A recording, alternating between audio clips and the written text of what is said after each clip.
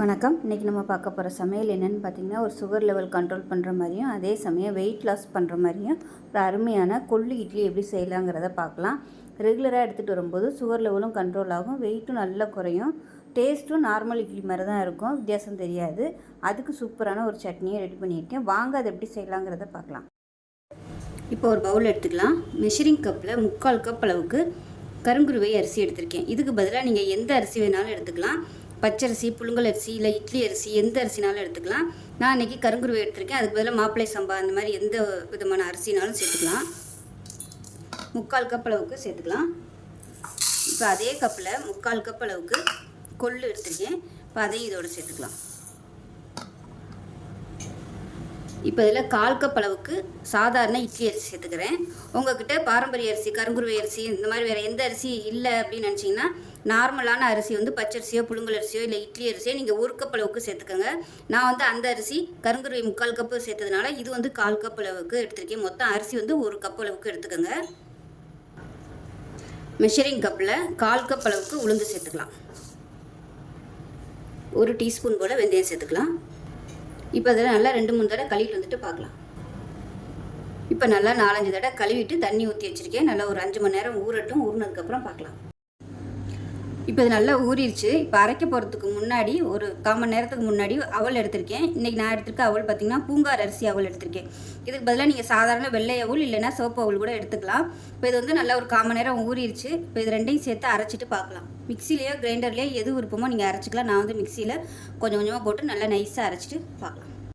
இப்போ பாருங்கள், மாவு வந்து நல்லா ஆட்டிட்டேன். இப்போ தேவையான அளவுக்கு கல்லுப்பு சேர்த்துக்கலாம். சேர்த்துட்டு கை வச்சு நல்லா அடித்து மிக்ஸ் பண்ணி விட்டுடலாம். இப்போ மாவு வந்து கரைச்சிட்டேன். இந்த அளவுக்கு ஒரு இட்லி மாவு பதத்துக்கு கெட்டியாகவே வச்சுக்கோங்க. ஏன்னா இது பயர் ஐட்டங்கிறதுனால சீக்கிரமாகவே நொறுன்னு வந்துடும். அதனால நம்ம தண்ணியை கரைச்சி வச்சோம்னா ரொம்ப அப்படியே நொறுன்னு வந்துடும். அதனால் இந்த அளவுக்கு மட்டும் கெட்டியாக கரைச்சிக்கோங்க. இப்போ இது நல்ல ஒரு 5 மணி நேரம் புளிக்கட்டும். பொங்கி வந்ததுக்கப்புறம் பார்க்கலாம். இப்போ ஒரு பேன் எடுத்துக்கலாம். இதில் வந்து கொஞ்சமாக எண்ணெய் விட்டுக்கலாம்.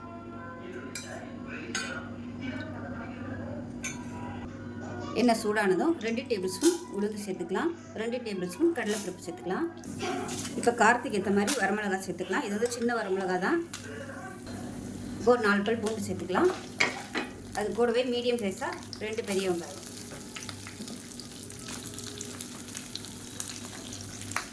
இது கூடவே ஒரு டீஸ்பூன் போல் பெருங்காயம் சேர்த்துக்கலாம். இது கூடவே பொரிஞ்சிடும்.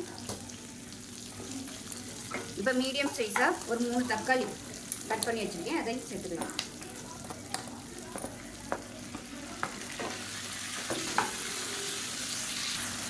இப்போ தக்காளி வெங்காயம் நல்லா வதங்கிடுச்சு. இதில் ஒரு கைப்பிடி அளவுக்கு கொத்தமல்லி சேர்த்துக்கலாம். சேர்த்துட்டு கேஸ் அமர்த்திடலாம். இந்த சூட்லேயே வந்து கொத்தமல்லி வெந்துடும். இது ஆறுனதுக்கப்புறம் நல்லா நைஸாக அரைச்சிட்டு பார்க்கலாம். இப்போ பாருங்கள், மாவு வந்து நல்லா பொங்கிருச்சு, நுரைச்சி வந்துருச்சு. ஸோ இதை வந்து நம்ம இட்லி தட்டில் ஊற்றி இட்லியாக வேக விட்டு எடுத்துக்கலாம். இப்போ இட்லி தட்டில் ஊற்றிட்டேன். ஒரு 5-6 நிமிஷம் நல்லா வேகட்டும். இப்போ நமக்கு இட்லி ரெடி ஆகிடுச்சான்னு பார்க்கலாம். பாருங்கள், நல்லா வெந்துருச்சு, எடுத்துடலாம். இப்போ பாருங்கள், இட்லி சூப்பராக ரெடி ஆகிடுச்சு. இந்த அளவுக்கு நல்லா சாஃப்டாக இருக்குன்னு பாருங்கள். அருமையாக இருக்கும், டேஸ்ட்டும் நல்லாயிருக்கும். இப்போ அதுக்கு சூப்பரான சட்னி ரெடி பண்ணியாச்சு. இது வந்து நான் தாளிக்கலை, நீங்கள் விருப்பப்பட்டால் தாளிச்சுக்கோங்க, அவ்வளோதான். ஸோ அருமையான ஒரு ஹெல்த்தியான டயட் பிரேக்ஃபாஸ்ட் ரெடி ஆகிடுச்சு. வெயிட் குறைக்கணும்னு நினைக்கிறவங்க இந்த மாதிரி கொள்ளு வந்து இட்லியாக செஞ்சு சாப்பிட்டிங்கன்னா வெயிட் நல்லா குறையும்.